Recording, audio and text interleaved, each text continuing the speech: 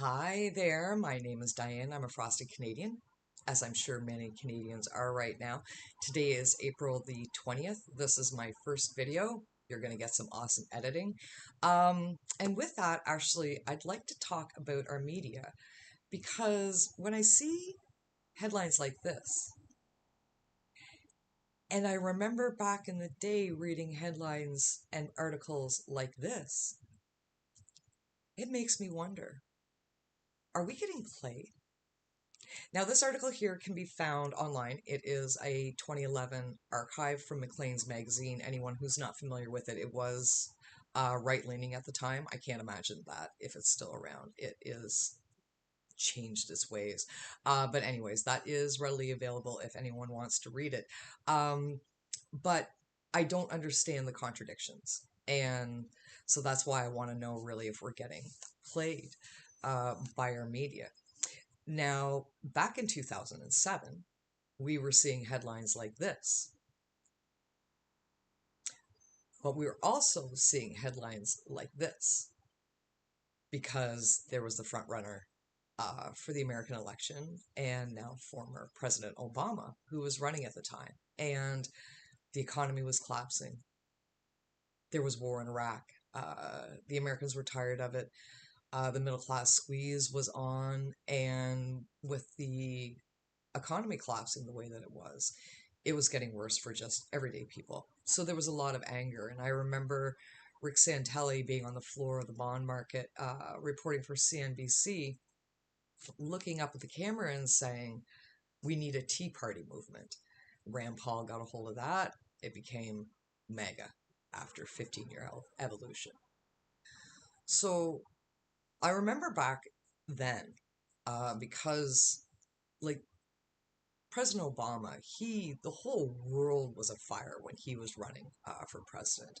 He was running against John McCain, who, God rest him, he is in this moment very, very, very missed. Lindsey Graham could use his guidance, which is remarkable. But anyways, the whole world was just vibrating with excitement about the first Black American president and progressive Democrat for all intent and purposes. And I remember speaking with someone, and they had mentioned, I wished our politics could be that exciting. And I looked at them, I was like, no, no, no. When you have that kind of excitement going on, it's because things are wrong, like because things are upset. You want nice, boring politics, which is typically what our Canadian politics is. But fast forward to today, and here we have an intensity around our politics that I really quite can't remember. Now, I know a huge part of it is because of what's going on in the States, which is wild. And I will be speaking about stuff about that in later videos. So yeah, there is intensity around our politics because there's a lot at stake right now, not the least of which is our sovereignty. So it makes me wonder, there again, if we're maybe getting played a bit. Because it feels like we're being pushed to the right. And when you look at it, okay, basically we're into a two-horse race. Okay, we've got the liberals and the conservatives. Now, with the conservatives, they want to get further entwined with the country that wants us to become part of their nation. Whereas the liberals want to look for trading partners and partners in security elsewhere. Now, to me, it's the decision is obvious because you don't go back to the boyfriend that's just kicked the crap out of you and threatened your life. If you've got options, you look elsewhere. And so why would we do that to ourselves? Because when you look at Canada's freaking awesome. Okay, we've got options. So going back to the bad boyfriend who's just kicked the crap out of you and threatened your life, conservative option, or liberals, get away from the bad boyfriend and go and meet people that are going to be nicer to you and that, have the same kind of morals and ethics and ideals. So why do I feel like the media, like it just seems so pushing us to the right? And it's because of those headlines and many others that I've seen since that made me start to look into this. So what I'm going to do is I'm going to start with our cable news because I looked into our cable news, our print news, and our web. And so I'm going to take a look at and bring you some information about all of these three, and you can make hopefully a more informed decision about who you're investing your intellect with. And yeah, hopefully you'll have the information after this to be able to make a decision that serves your best interests versus maybe the interests of others. Okay, so our cable news, we've got three big ones. Okay, now when you get looking out there, you're going to find all kinds. All right, this is just kind of a like a high level overview of what we've got going on in Canada. Okay, because yeah, I don't want people going, well, there's this. Well, no. Okay, this is just an overview of things. All right. So with our cable TV, we've got three big stations that we all know about. Okay, there's the CBC, and so people understand. All right, the amount of money though when we hear it in the billions, to anybody who's normal, that sounds like a crazy amount, okay? But so people realize it is 0.12% of our Canadian budget. 0.12. So it's not even 0.5% of our budget that goes towards the CBC. All right. And that I believe is a very important agency to have. And I will get into that in a little bit. Okay. Now, we have CTV. Okay. It's owned by Bell Media. Now, everybody in Canada obviously probably knows about Bell Media. They're huge. They started out small. They used to have good customer service. They got big. Their customer service went down the drain. The prices went up. And they are trying to get a foothold in the States. Okay. And last projected, I'm assuming it was before all of the uproar here in the States with tariffs and everything else, but it was projected at 11% growth in the States. So they have a definite vested interest there because there's money there and they're a company and they're obviously a money hungry company, as Canadians know. So yeah, they're trying to break into the States, and they're looking at an 11% projection as of last reported, and that's CTV. All right. Then we've got Global. All right, and it's owned by Chorus Entertainment. Chorus Entertainment was bought by Rogers Communications just a short while ago. I think it was 2019, 2020, somewhere in there. Okay. And Chorus Entertainment, they were not happy with that because they, in their opinion, they see Rogers Communications as a very predatory company. And so, yeah, they weren't happy about that. And that's who owns Global News. Now, there are a couple of other little channels that actually caught my attention, okay? One of them is called News Forum, okay? And it's owned by a Norwegian fella who is waiting for his Canadian citizenship. So his ownership and control of that ownership right now is being held in trust. Any other investors involved with News Forum, because it's privately held, it's undisclosed. So we don't know where the money is coming from on that. And they are a right-leaning media outlet. And from what I understand, Premier Smith cut her teeth and developed her base via a News Forum media outlet. So that I thought was really quite interesting. Another thing was that they have successfully gotten the status from the CRTC, making them a must-offer media outlet. So, for example, because they're a news channel, if you have, say, a Bell, okay, and you have their news package, the news forum may be part of that news package, okay? And though you may never have watched it, they're still going to get money from that package, okay, from your monthly subscription for that package because they're part of it. So money that they may never have realized outside of that, they're they're getting paid by you whether you want them to or not because of the package that you may have. So it's just a little bit of information on that. Now, the next one I want to speak about is Trinity Broadcasting Texas Inc. They are a religious channel. out of the States. They are actually headquartered in California, which I thought was interesting, and they started up in 1973. Now, the reason I'm bringing these folks up is because they actually have a partner channel here in Canada called the Miracle Channel.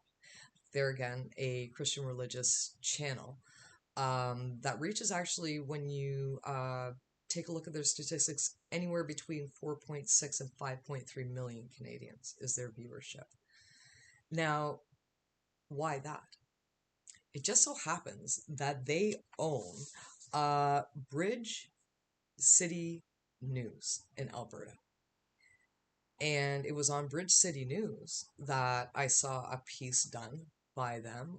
It was an interview with a university professor, I believe, out of Calgary. And what he does is he teaches strategies to stop environmentalists from protecting the environment. And I thought, wow, this is pretty interesting. And the conversation was about the outcry of Canadians when Premier Smith went again down to the States to meet with Shapiro for that charity fundraiser. And she had previously called and threatened a unity crisis after meeting with the CEOs of Alberta's most powerful oil and gas companies. And this gentleman was suggesting that when she came back, she didn't like the temperature of the country. Um, she should call a referendum and see if Alberta wants to cede from Canada and either become its own nation or join the States. Now, I was pretty shocked by that, and that's why I got looking into Bridge City News and found that they were owned by the Miracle Channel, which is a partner of the Trinity Broadcasting Texas, Inc. I thought that was a really interesting connection. Uh, so yeah, folks might want to be aware of that. All right. Now, let's move on to print media because it is quite something. This this was jarring. So up here I have the list of the top 10 Canadian newspapers that are still circulating today. Okay, so you can go out and buy these. This is them. Okay, now of them, the Globe and Mail, all right, is owned by Woodbridge Limited, all right, and that is an investment arm of the Thompson family, which is a Canadian family, and you'll recognize them with Thomson Reuters. Okay, they own that. Now they have a 62% stake in the Globe and Mail. So I feel pretty good about that because, Thomson Reuters, they're pretty internationally well known and are fairly unbiased. So I feel pretty good about the Globe and Mail. The Toronto Star is owned by Torstar, which is actually owned by Nordstar. And Nordstar is run by a gentleman called, and it's owned actually by a gentleman called John Bitove. Bitov? I've got his last name wrong. Bitove. That's how it's spelled. Anyways, as far as I can gather, he's Canadian. And the reason that I'm assuming that is because as a lad, he used to actually deliver the Toronto Star. He was a paper boy as a kid. So here he is, he delivered the Toronto Star, and now he owns it. Which is remarkable in and of itself. So cool. And everything that I understand about him, he is fairly hands off. It's fairly independent. He doesn't allow biases of any. He keeps good ethics, and there's the code of ethics that is in there. So that's a well done. I do feel comfortable reading the Toronto Star. Now the Winnipeg Free Press, all right, it's been around since 1873. They are, from all accounts, a true free press. But with that said, I have not read their articles. Okay, so I don't know if they're saying free press and that the reporters the stories that they actually print, I don't know if they have a right or a left leaning bias or both, or if they're centrist or how they organize their news. But yeah, as far as I can tell, they are an independent free press, like a true free press. So that was actually quite interesting to learn about. Now the rest of these, are owned by Post Media. That's quite a footprint, isn't it? Now, I got looking into Post Media because it was actually the National Post. It was their articles and their headlines that actually made me start to dig into our media to see who owns what. What are the motives of this push? Like, what is going on with that? So yeah, it was the National Post, and the National Post is owned by Post Media. Now, when I got looking into Post Media, I thought, well, you know, I wonder who owns them. If it's just Post Media, it's going to be just Post Media. And so I took a look, and Post Media is owned by American hedge fund companies. 76% control of Post Media is with American hedge fund companies. Now, this right here shows you the media outlets that Post Media controls. That's something. Now, back to CBC. Okay, the reason that CBC is so important, all right, is that for communities that are about 100,000 people or less, okay, the CBC is their news source other than outlets by Post Media that are controlled by Post Media. So you've got the CBC or Post Media. The Americans are paying Post Media, who are paying the news outlets, and that to me was shocking. So whatever, if you get a newspaper, if you go and get a Sunday paper, just take a look maybe at who owns them, and then you can decide from there how you feel about it. Now, just a little bit more about our newspapers. Okay, couple graphs for you. They're entertaining. So this one right here, okay, shows political endorsements, federal endorsements by newspapers. Okay, over the course of 40 years. This is a 40-year study. Okay, and this one here is ownership, okay, of the newspapers that are endorsing a political party during our federal elections. See that? So these two here, okay, are the 2019 and 2025 statistic of endorsements for our federal election and which party they support. And you notice that it's all blue? Yeah. So that's, if you think that our print media is pushing us, this might clear that up if you have any questions. And one more graph, all right? This right here shows non-politically affiliated programming that actually, when they speak, they might use loaded terminology, etc., etc. 72% actually leans to the right. So it's really everywhere, very, very insidious, because the liberals speak out there for non-politically identifying media. There's only 28% that's it's small. That's small. So there again, we're being pushed to the right. We're being pushed to the right. And that's quite a thing. All right. Now our web. Okay. This bubble graph right here, okay, shows you what's going on the web right now. Now, web information, when it comes to political speak, it's fairly new, but they're doing what they can to study it. It's also very diffuse because it's the web. There's crap everywhere. So this bubble chart here shows you, okay, your main talking people. That's bunch of red there are your right-leaning, far-right MAGA people, and your blue dots are your left-leaning, far-left wing talking people online.